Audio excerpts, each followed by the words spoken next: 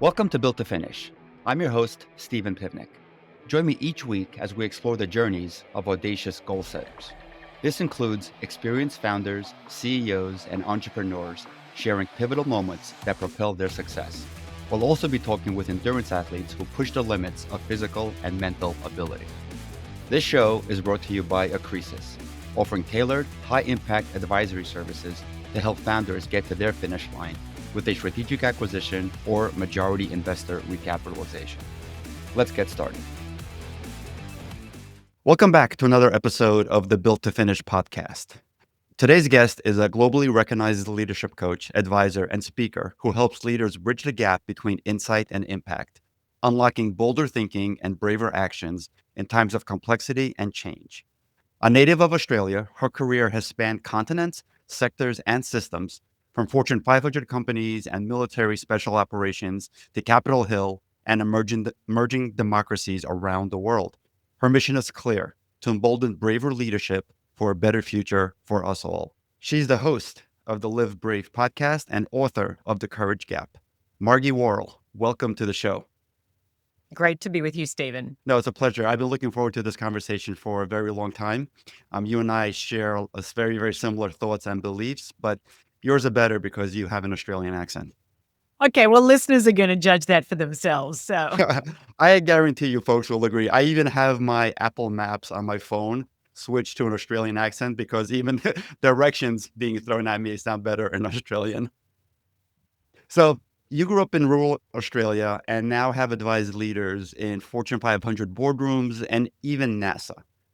How did that journey shape your understanding of courage and what it takes to close the courage gap, which is the title of your book? well, that journey didn't just shape it, it formed my thinking around what it means to live and lead with courage. And obviously I wrote about that, yes, in my book, The Courage Gap, which came out earlier this year.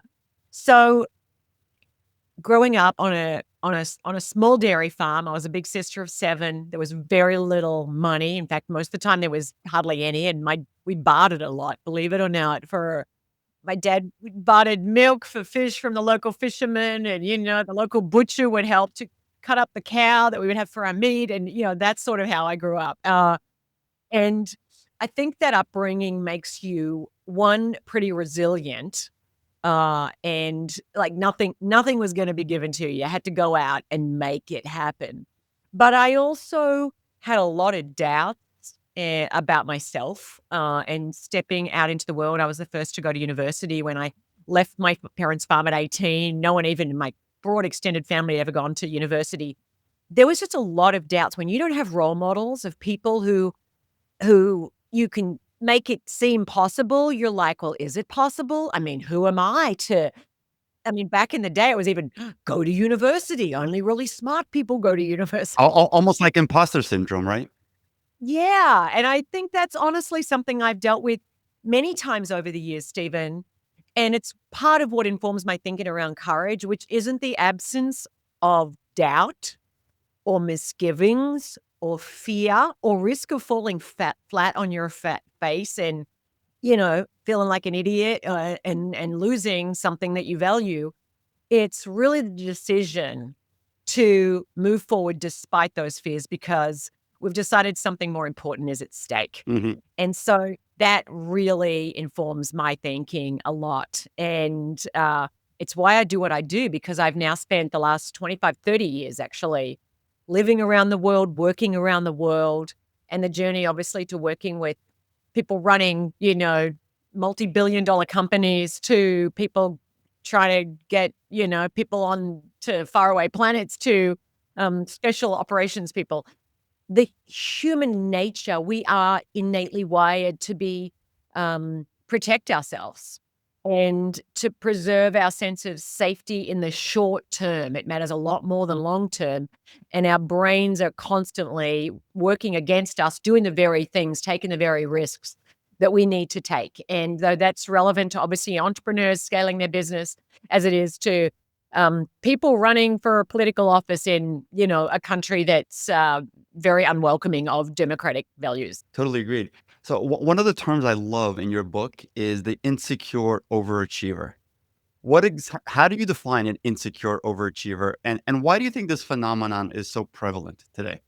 I define an insecure overachiever as someone whose primary driver is a need to compensate for deep fear of being inadequate in some way. And that doesn't mean there's not other drivers at play. It doesn't mean they don't wanna do great work and they don't wanna, be a great leader and build a business that makes things that help other people. But that there's this really strong driver to prove something to themselves, to the world. And that insecurity, which usually stems back to a childhood experience, can blind them at times uh, to how they show up, can have them operate in ways that have negative consequence for themselves and for others, but they're literally so driven to achieve, and that matters above all else. Do you think that's, for lack of a better word, curable? If somebody is really going at 100 miles an hour all the time, accomplishment after accomplishment after accomplishment, is there a wake-up call that can be had for him or her to slow down? Sometimes they reach burnout because they don't stop, right? So that's a wake-up call. Sometimes the wake-up call is relationship breakdown. Their marriage breaks down because their partner never sees them because they never stop.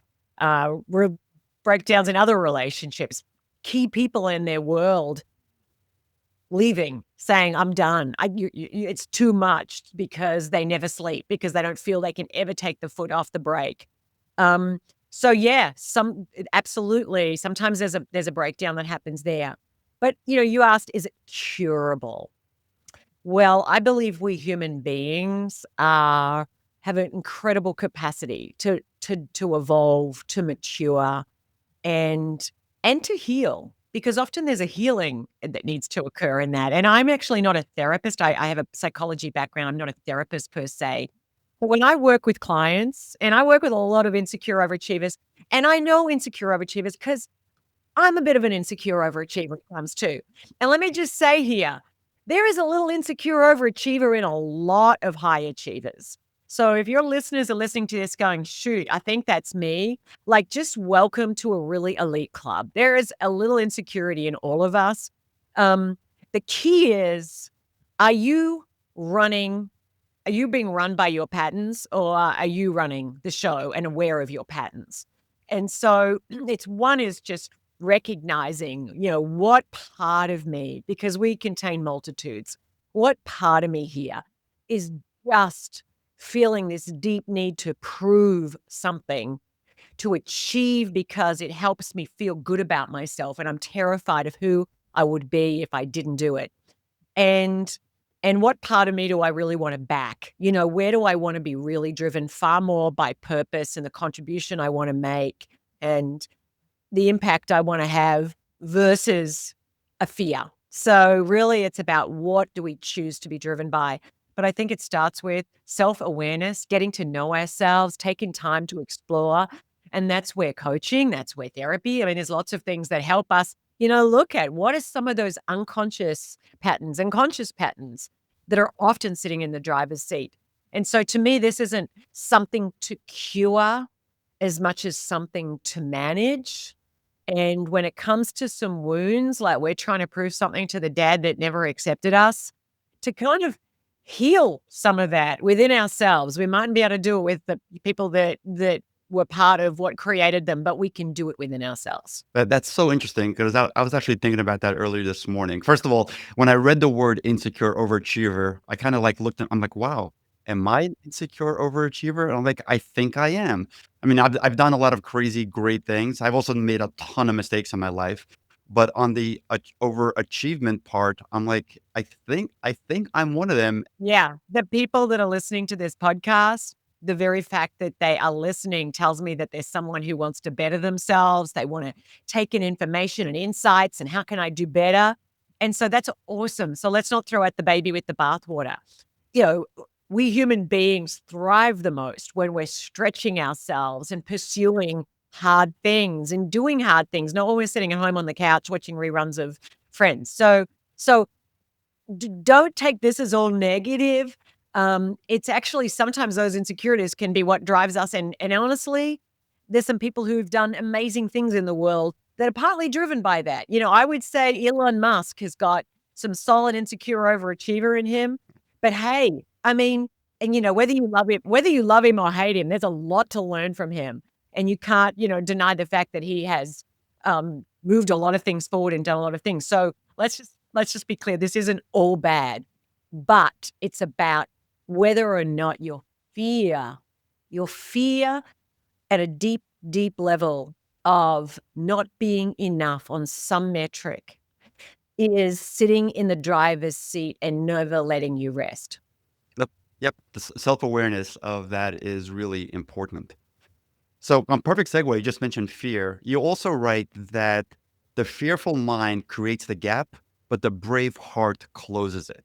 I love Mhm. that sentence. Can you elaborate on that a little bit? Yeah, you bet. I mean, that is the heart of my book, The Courage Gap. So I'm guessing you, Stephen, have had times where you've known there's something you should do. Whether it's reach out to someone, whether it's honestly ending a commitment or saying no to someone, whether it's making some change and it's going to be a bit difficult, there's going to be some ramifications for it that are going to be hard to work through. All of us have moments where we know what to do, but we don't do what we know. And fear of negative consequence, fear of something happening that isn't going to be pleasant is what creates the gap. So the fearful mind creates the gap between what we do and between what we can do and what we do. And it takes really a brave/courageous heart to close it. And we know that the word courage comes from the French heart, right? And so when we are really clear about what matters most, when we are being led by our values and not our fears and not our insecurities, it closes that gap between our potential and actually what we actually do in the world and who we become in the world. And let me just say here, Stephen, this is not a one-off, one and done, one-time decision. This is the work of what it is to be human. Yeah, that is definitely one of my favorite parts of the book. So, I'm sticking on the topic of the book. You also go through a 5-step framework that you have, and we won't go through every single one of them, but specifically one that stood out to me is the second step, which is rescripting our stories.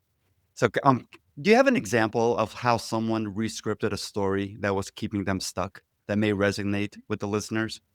So, yeah, I had a client who was in a really senior role, and she had a story that she's a really humble person and not an ego-driven person. And there was a new CEO stepped in, and she was, one of the more long tenured and experienced people there. But she said, all these people are kind of beating their chests and they want the new CEO to know, hey, I'm the guy, you should be promoting me. She said there was such a jockeying for power. And she said, but I'm just not an ego driven person. And I never want to be one of those big chest thumping people. I'm a worker. I get stuff done. That's who I am. Because, God forbid anyone say that I'm an egomaniac. And I said to her, where is your fear of being seen not humble, because you've very much got a story that I'm a humble person, actually getting in the way of you making maximum impact, of doing what it is you could be doing, because you don't want to be seen as being egotistical, because you really have to be seen as I'm humble. And I said, because not wanting to be seen as egotistical is egotistical. It's about how will people look at me? Is my stock rising? I don't want to make sure my stock's falling. And so that story she had, that she always had to be humble and a worker bee and never just really own her value, claim it, advocate for herself, saying, hey, I'm really good at this. I'd like to do more of this, was actually getting in the way of her being the leader, being the human, and driving the impact she was capable of. And yeah, that's a story not everyone can relate to. We're not all in the C-suite of a big company and in that situation. But so often the labels that we put on ourselves oh, I'm just this kind of person. I'm not into confrontation, or I'm just not into whether it's sales, or I'm not a networker, and we have these labels, and those labels are part of the story we tell ourselves. And I talked about in the book, and we can get to that in a minute, about, I grew up with a label that my father put on me as a, like, 4-year-old, that I was a bumblefoot, like, I'm not athletic. And, like, I wore that, I internalized that as though it was the truth. And here's the thing with what we tell ourselves. What you tell yourself is not necessarily the true. It could be absolutely BS, made up of a whole lot of mistruths and just opinions. But when we treat it like the truth, it becomes a self-fulfilling prophecy, because our beliefs, our stories are the operating system of behavior. And so nothing matters more than what you tell yourself is true in that moment. If I'm telling myself, oh, I don't have what it takes to talk to Steven today because he's so important and I'm just a little, like, how's it going to shift the way I show up versus, you know what, I have a lot of value to bring here. This isn't about me being egotistical, but I want to make a maximum impact for other people. So it's not about me, it's about the good I can do. And how does that shifting that story sometimes dissolve the doubt, sometimes help us not feel intimidated, or, sometimes keep us from, putting on some sneakers, going out for a run, and doing something that we haven't done before, that we've told ourselves up until now is not possible for us. I love that. And let me combine two of the things that you just said. Being labeled as bumblefoot growing up, and then having the courage to put on sneakers to go run your first New York City marathon. How did that all come about? And did you have a fear of doing something so significant earlier on? And how did you overcome it? Right through my teens, my 20s, I I exercised, but I never ran. I mean, I would never have run more than half a mile. And of course, if you never run because you think you're not a runner, because, you know, you're unathletic, I have, air quotes here for those who are listening, 2 left feet. Uh, then when you try to run even quarter of a mile, you quickly run out of breath and you're panting and you go, "See, I'm not a runner. Like, look, I'm out of breath. I got a stitch. I can't run." And it's hence the self-fulfilling prophecy. And so in my 30s, I joined a boot camp, and there was a whole bunch of runners in that boot camp. And the boot camp instructor, Wolfgang, on Wednesdays, it would be run day. And I used to avoid Wednesdays. But one time I went along and I just kind of towed along with the rest of them, and it was hard. And at the end of it, one of the women who I was friends with said, Margie, we just ran 8 miles. I'm like, "We what?" Now I was pretty tired at the end of it, but I just ran 8 miles. And I had done the very thing that I thought was not possible for me to do. And that day, I remember that morning, that opened up like, "Oh my gosh, I can run." Now, I'm not saying, I was destined for athletic glory, but I can run. These legs of mine that I used to tell people, "My legs don't run," was just a big lot of BS. And so wind forward the clock, I'd done a few half marathons in my 40s. And then last year, I was feeling a little disempowered actually in my work that I was doing. I was just feeling like I'd lost a little bit of my mojo, to call it that. And I was like, if I was being the powerful, empowered person that I want to be, what would I do? What would be something that really validated and affirmed the person that I know I want to be, the person I know I can be? I'm like, I would run a freaking marathon. That's what I would do. I would run a marathon. Why? Because it's gonna be really hard for me. It's gonna require me to do something I've never done before. It's gonna require me to dig deep. Getting really uncomfortable. It's gonna be very uncomfortable. It's gonna require thousands of steps outside my comfort zone, and it's gonna peel off a label that didn't serve me then, doesn't serve me now, and it's going to really put a massive deposit into the account of the person that I wanna be and how I wanna show up in the world. And so I shared it first with one of my sisters, and she's like, "Go you." Like, wow, okay, that's a pretty big thing. No one in my family run a marathon. Um, And then I signed up into the lottery for New York City Marathon. And of course, I've never run a marathon and I'm not a fast runner. And I went into the charity. That was how I could do it. And I could raise money for the Christopher Reeve Foundation. And I have a brother with Oh, paraplegia. wow. So that was like a doubly meaningful. One, this was for me. I'm not going to say this was just to raise money for people with spinal injuries and their carers.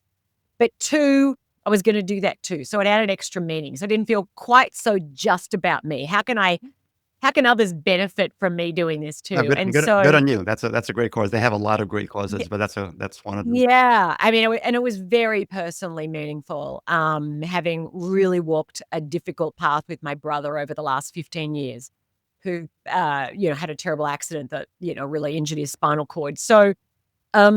So that's how it went about. And, then I just put in literally the hard yards. But a key aspect of how I actually did it and got to be marathon fit, just marathon fit. I wasn't actually going for speed, by the way. I wanted to run the entire thing, but I didn't actually care how fast I ran. I just wanted to run it. And was that I just recalibrated my relationship with discomfort. I just embraced those moments where I really wanted to stop and walk as a sign, a cue to keep putting one foot in front of the other, and as a sign, as a signal, as affirmation that I am growing into who I wanna be. So, when I had those times and you're putting in your training runs and it was the middle of summer and it's 95 degrees and it's like, "Shit, I shoulda got out of bed earlier." It was like, "You know what? This is me being who I wanna be." And it is hard, but hard isn't bad. No, I mean, just like the Marines say, the U.S. Marines, embrace the suck, and it sounded like you did that. And I embraced that suck 1,000 times, and it was sucky. I'm not gonna say, "Oh, I just love the training because I love running 15 miles." I don't love running 15 miles. But it's interesting, I come to love running 10 miles, and I live in Old Town Alexandria, Virginia, and I would catch an Uber. There were so many things that I was trying to set myself up for success. I caught an Uber to Mount Vernon, which is George Washington's home farm. And it is exactly 10 miles from the entrance to Mount Vernon to my front door. And I know this is probably quirky and not everyone will relate. And some people might think this is a little bit weird, but I loved that every step was moving me closer to home versus like running out 5 miles and running back. It was like, nope, every step. I mean, you know what? I got to keep running because I got to get home. And so that helped. I also was really clear. I wanted to run a marathon that was iconic, like New York. And I knew that there would be thousands, if not hundreds of thousands, I think maybe millions of people cheering. And then I put my name on my shirt that day. And even though people often mispronounce it as Margie, I just knew I wanted to have thousands of people saying, "Go Margie, go Margie." Yep, and they do. The best thing. And they do, and they were awesome. And near the end of it, in that last couple miles, because the longest run I ever did was 18 miles. And so that last like 10 miles, and I was like really one sucky step in front of another. Those people just saying, "You can do it, go you." I would literally want to cry. Like I think there was some tears. I was like, "Can I do it?" Yes, I can. And I think it speaks to just the importance of creating an environment in which we can step forward because motivation doesn't last. What is it we can do to set ourselves up to keep going when honestly we'd rather sleep in, when we'd rather give up, when we'd rather go, "Oh, you know what, I'm just going to call a taxi and bail here." Um, I think having that vision is important. Having a big why is important. I had a big why. And I think for everyone listening, I just want you to remember, what is it that inspired you to begin with? And keep coming back to that, because in those moments when you just want to give up, when you're like, frick, it's hard. I mean, I got people issues. My best person just left, I got to make payroll, all of the tech breakdowns, all the shtick that happens. just keep coming back. What was it that inspired you? And you might change your strategy, but don't lose sight of the vision that really inspired you to step out to begin with. Hey everyone, just a quick break from the show to review the top 3 things that I talk to many founders about that are looking to maximize the valuation during an exit. 1, are your books in order? 2, is there enough growth left in the business for the acquirer? And number 3, what is your sizzle? What is that special sauce that's going to take many years for a competitor to recreate? If you have those 3, you're definitely going to be maximizing your valuation upon exit. Now back to the show.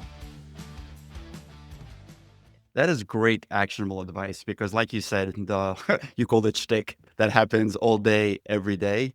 Thinking and before throwing in the towel, if you can recall what inspired you, I mean that alone is going to give you the necessary courage to continue and to continue to go after it.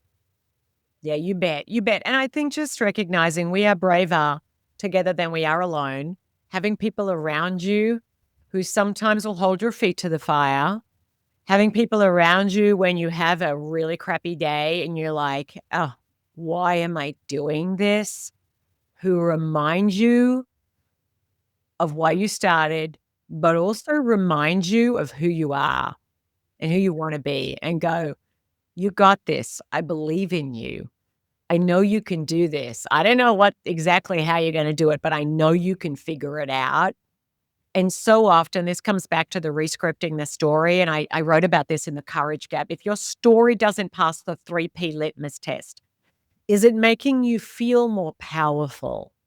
And by that, I mean, is it fueling a sense of agency? I can do this. I'm not a victim to my circumstance. I get to decide how I show up. I have agency even when it feels like everything's coming at me. 2, is it making me feel more purposeful? Is it aligning to what it is that gives my life meaning and depth and dimension and is moving me in a direction that is aligned with my deepest values? And 3, is it fueling positivity, a sense of optimism? Is it making me feel good about my future? That doesn't mean there's not difficulty because there will always be difficulty. And to anyone who's listening that's going through a tough time, and let's face it, if you haven't had one lately, it's coming. It's around the I corner. mean, that is life. But if you're going through a tough time, really choosing optimism, choosing your attitude, choosing your outlook, choosing to believe the future is one that's worth fighting for, because we know from research, and Marty Seligman out of UPenn did a ton on this, people who choose optimism, deliberate optimism, they weather life's adversities, life's storms better, and they emerge out the other side of them better off, a little wiser, a little braver, and with an expanded capacity to meet life's tough moments and to pursue life's big goals and not to be at the effect of life, but to be at cause in creating and shaping a future that they want. Last question on the topic of discomfort. How do you help people distinguish between productive discomfort, which gets people out of their comfort zone and helps them accomplish big goals, versus taking unnecessary risks? Yeah. I mean, we always need to be weighing up potential upsides versus potential downsides. And so just because it's uncomfortable and it's hard doesn't mean you should be doing it. Like, that isn't a given. So you just got to ask yourself, is this aligned with values? Is this aligned with goals that are meaningful to me? Is this moving me towards something I really want to move toward? And the only way out is right through the middle? Or is this just hard without the benefits, the potential upsides? And I think sometimes we can be vulnerable to what I call sunk cost bias, which I'm sure your listeners are familiar with. And which is our tendency to stick with a course of action because of what we've already invested in it, because of what we've already sunk into it, our reputation, our time, our money, our creativity, etc. And so just asking yourself, why am I doing this? Like, is there a really clear answer to why I am putting in these hard yards? Is this worth it? And it relates to a concept I call about risking worthy failure. So that is it, and likewise, risking worthy discomfort. Is this what I'm putting in, even if I fall short, even if this doesn't work out? Is this something that I will ultimately be glad that I did because it was really important to me? And, there's people who will put a lot of time into building a business, launching a product, trying to make a relationship work, trying to manage someone on their team and coach them to be more effective and competent. And, sometimes it works out and sometimes it doesn't work out. But can you look in the mirror and go, you know what? It felt right and true for me that I persisted and kept putting in that time, and that I went through what I went through, even though it was hard, even if this didn't work out. And I think there's always a judgment call on how long do I keep persisting on something. But, you've got to answer that for yourself. That is really a question no one else can answer. But recognizing that growth and comfort can't ride the same horse. It's a lesson I learned growing up on my parents' farm, learning to ride a horse that kept bucking me off, taking off. You know, I can't grow into who it is I'm capable of being if I'm only sticking with what's comfortable, if I'm avoiding hard things, if I'm not being willing to settle up, even though part of me is like going, oh God, this is really difficult. And so likewise, you've got to be clear, is this worth it? And that's a question you've got to revisit, and particularly if you don't feel like you're getting the outcomes you want. I totally agree. Totally agreed. Is it worth it? Is a great question that people should be asking repeatedly when they're doing tough things. So, speaking of tough things, I mean, a lot of folks have some tough decisions to make in terms of maybe they've wanted to start a business for a while. Maybe they want to ask her for promotion. They need to have a tough conversation or end a relationship. What is some advice you would give as far as if somebody has any of the above that I just mentioned or something else on their mind right now, which is going to require courage? What's the first thing they should do today towards that? Start right where you are with the next decision right in front of you. Doesn't matter if it's tiny and small. Just, send the email, reply to the commitment in a way that aligns with what matters most. Maybe you say yes and maybe you say no. Reach out and make an ask. It doesn't have to be big. In fact, I have an upcoming podcast coming out on my own podcast about the tyranny of big, bold, brave New Year's resolutions, and how in a world in which a lot of people are feeling overwhelmed, it is the small little things that we do that actually compound over time to big outcomes.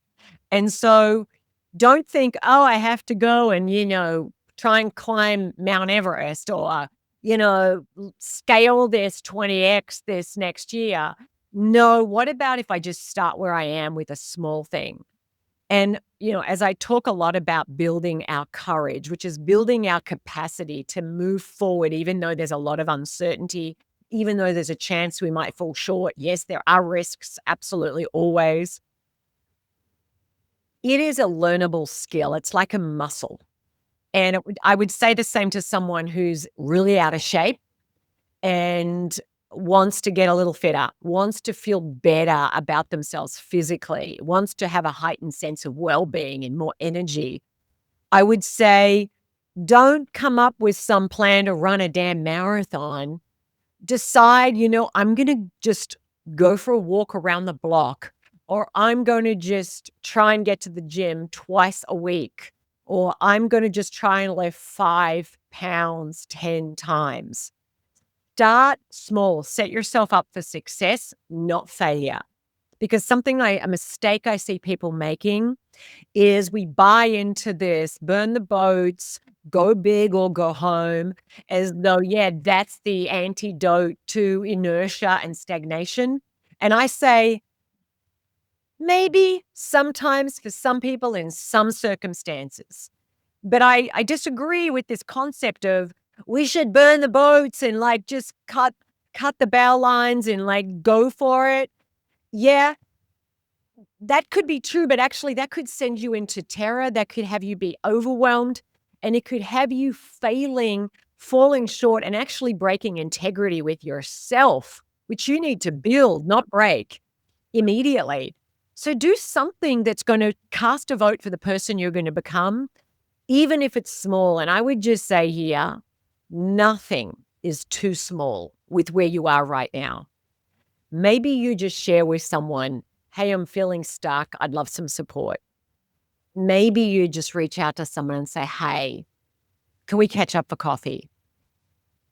That might seem really small and insignificant and almost superficially unworthy of where you want to go, but it's action, and nothing beats feeling stuck and fear more than actually taking action. It is the ultimate antidote to our fear.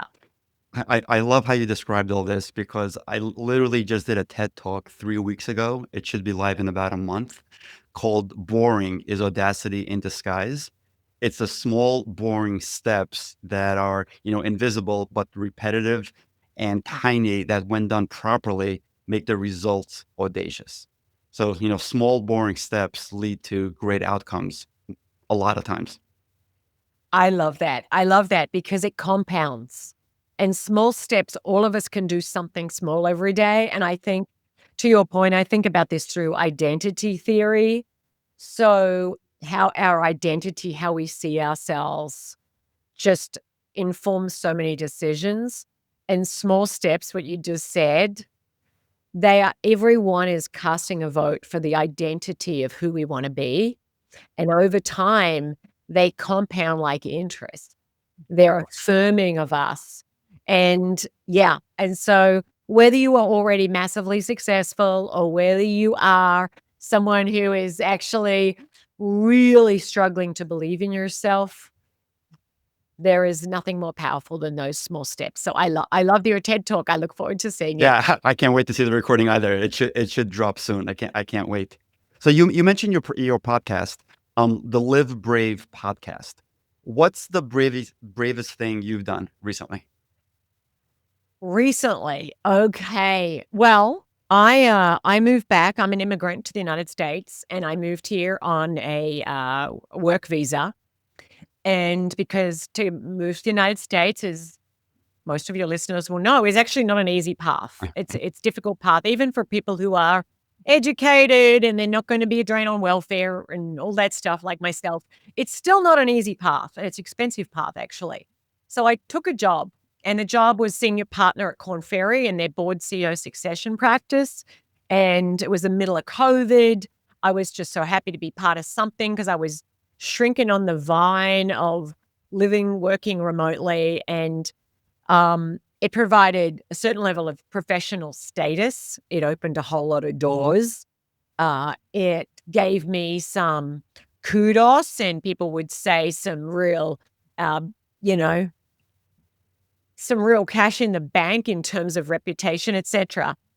But I felt over time, and particularly after my mum passed away 2.5 years ago, I felt like one day I'm going to look back and feel like I sold out on who it is I wanted to be on the altar of security and the certainty of a paycheck every 2 weeks. So it wasn't that it wasn't a little nerve-wracking and I didn't feel vulnerable just saying I need to leave and I want to go out on my own. Again, I know I'd done this before, but I hadn't done it for a long time in the United States.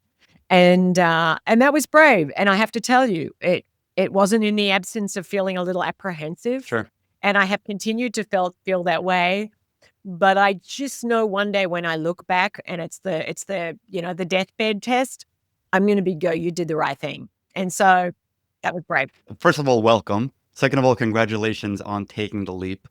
To this day, I don't understand how my parents and grandparents took that leap from the former Soviet Union to immigrate over to the U.S. It was the bravest act I've ever witnessed, even though I was too tiny to remember it all. But I've heard so many stories of the struggles they went through. So I'm sure yours was challenging as well. So again, welcome to the U.S. and I'm looking forward to staying in touch.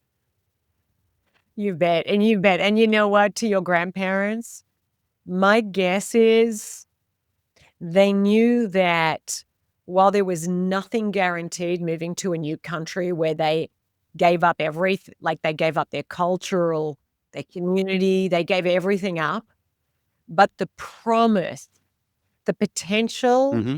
of a whole new world of possibilities really emboldened them to do what was, I'm sure, really difficult, like so many immigrants, but so many people. I don't. Are you Jewish, Yes, by the I way? am. Or Mhm. yeah, and I know a lot of Russian Jewish immigrants came, and it was hard, right? It was very It hard, was very hard, and massively, massively successful over time. And the thing is, sometimes how we measure success, it's not always in our generation.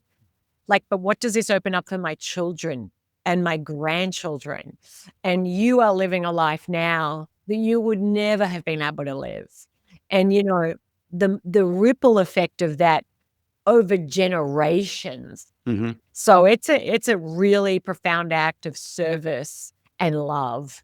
And God bless your grandparents. Yes, you just gave me chills, and I'm thinking back of all the conversations we've had over the years, and just the look of pride and joy of what my sister and I have been able to accomplish because of their struggles and sacrifice was just great to see and rewarding for everybody involved. So, last question. You're a columnist and regular media contributor.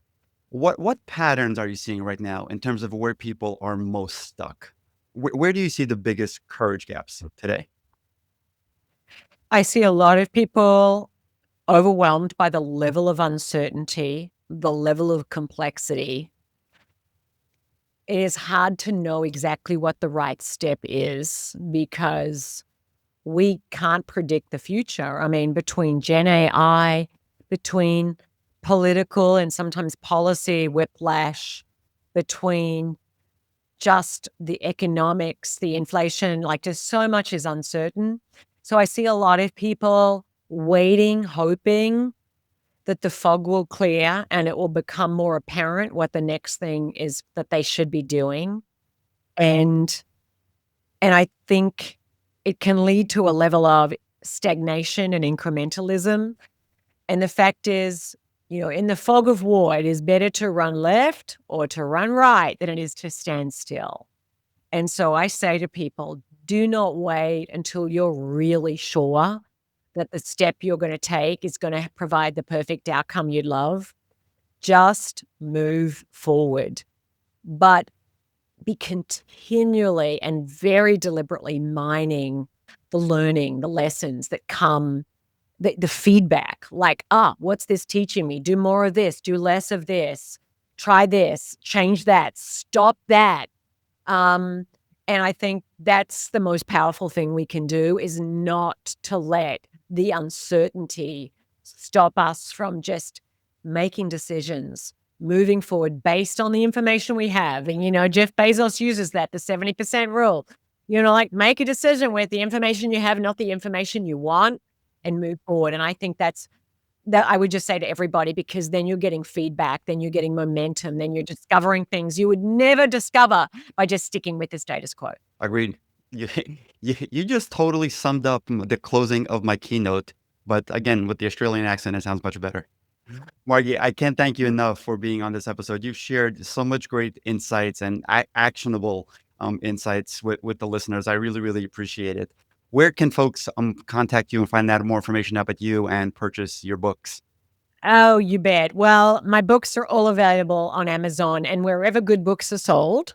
You can connect with me on my website, margiewarrell.com. And you can connect with me on social media, LinkedIn, Instagram, Facebook, X, YouTube. I'm pretty much across all of it. And I also just encourage people, pop over to my podcast, the Live Brave podcast, wherever you're listening to this one.